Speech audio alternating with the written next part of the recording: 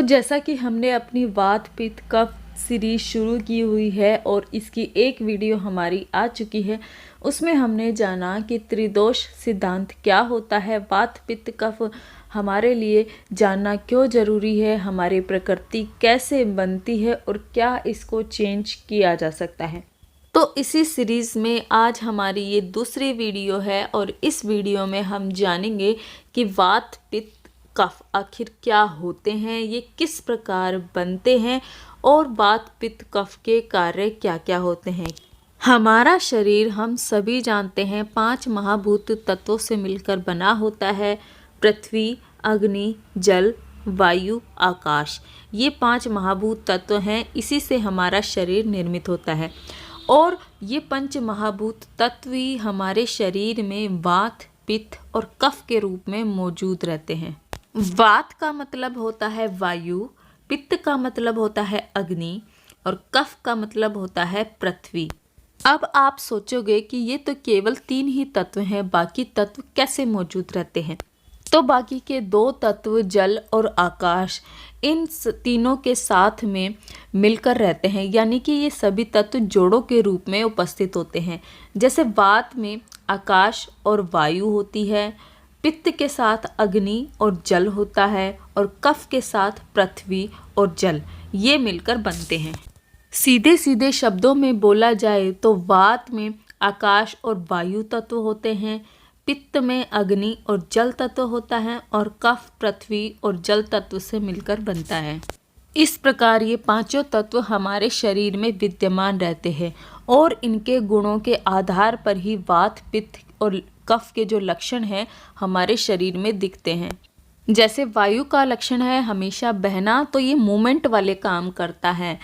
और अग्नि का मतलब है किसी चीज़ को पकाना, तो ये डाइजेस्टिव के लिए अच्छा होता है, खाने को पचाता है। पृथ्वी का गुण है स्थिरता प्रदान करना, यानी कि ये हमारे शरीर को बेस देता है, हमारे शरीर का बेस बनाने में इम्पोर्टेंट रोल प्ले करता है।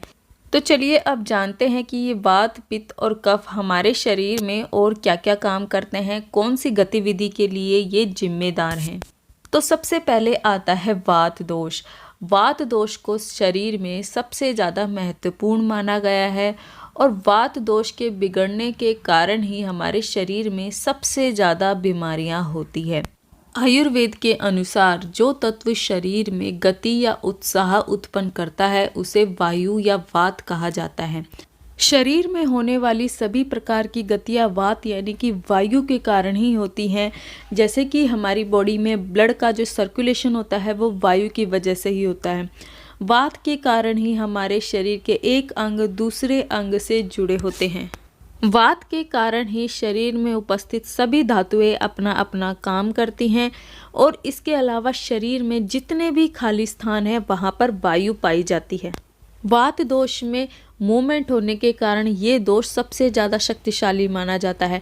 वात दोष इतना शक्तिशाली होता है कि ये एक दोष को एक जगह से दूसरी जगह तक पहुंचा देता है और अगर उस जगह पर दूसरा दोष भी विद्यमान हो तो ये दोष को बढ़ा देता है। हमारे शरीर में होने वाली कोई भी गतिविधि जिसमें गतिशीलता है यानी कि मूवमेंट है वो वात की वजह से ही है। जैसे कि शरीर में पसीना आना, मल मूत्र का त्याग करना, शरीर में ब्लड सर्कुलेशन का होना, ये सारी गतिविधियां वात की वजह से ही होती हैं। और जिस व्यक्ति के शरीर में वात दोष अन्य दोषों की तुलना में अधिक पाया जाता है उस व्यक्ति को वात प्रकृति का माना जाता है। अब बात करते हैं पित्त के बारे में। पित्त का मतलब होता है गर्मी यानी कि अग्नि, यानी कि जो तत्व शरीर में गर्मी उत्पन्न करता है वो पित्त कहलाता है। यानी कि आसान भाषा में हम समझे तो हम जो कुछ भी खाते पीते हैं उनको पचाने का काम पित्त के द्वारा ही होता है। जैसे कि किसी भोजन को पकाने के लिए अग्नि की आवश्यकता होती है, उसी प्रकार हमारे शरीर में भी भोजन को पचाने के लिए अग्नि की आवश्यकता होती है। और जब वो भोजन पच जाता है तो उससे खून, हड्डी, मांस, मज्जा, मल मूत्र ये सभी बनते हैं और ये सभी काम पित्त का ही होता है। बिना अग्नि के हमारा भोजन नहीं पच सकता। तो जिन व्यक्ति के शरीर में भी पित्त बहुत ज़्यादा बनता है उनकी मेटाबॉलिक रेट जो है वो बहुत बहुत ज़्यादा हाई होती है, यानी वो कुछ भी खाते पीते हैं उन्हें जभी पच जाता है।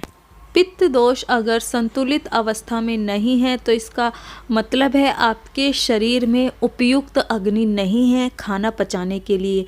अगर ये संतुलित अवस्था में नहीं होगा तो आपको पाचन तंत्र से जुड़ी हुई समस्याएं होंगी। ऐसे लोगों को कब्ज से जुड़ी हुई समस्याएं होती हैं, उनका खाना ठीक से नहीं पचता, हमेशा उनको कॉन्स्टिपेशन की समस्या रहती है। और अगर हमारा खाना ही ठीक से नहीं पचेगा तो हमारे शरीर में गंदगी यानी कि टॉक्सिन जमा होती रहेगी और वो शरीर में जगह जगह जाकर इकट्ठा हो जाएगी, जिससे कई तरह की बीमारियां पैदा होती हैं।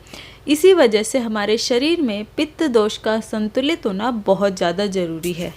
कफ दोष में पृथ्वी तत्व विद्यमान होता है और पृथ्वी का काम है किसी चीज़ को आधार यानी कि स्थिरता प्रदान करना। उसी प्रकार कफ दोष हमारे शरीर को पोषण देता है, शरीर को आधार देता है, शरीर का पोषण करता है। कफ दोष बाकी दोनों दोषों का पोषण करता है, उसको नियमित करके रखता है। कफ भारी, मुलायम, स्थिर, स्निग्ध और चिपचिपा होता है, यही इसके स्वाभाविक गुण हैं।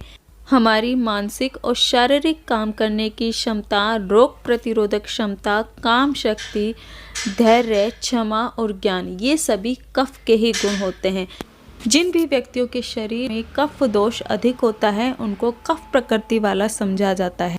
कफ प्रकृति वाले व्यक्ति धीरे चलते हैं, धीरे बोलते हैं, उनमें धैर्य अधिक होता है, उनको नींद भी काफ़ी ज़्यादा आती है, किसी भी चीज़ को समझने में उन्हें टाइम लगता है।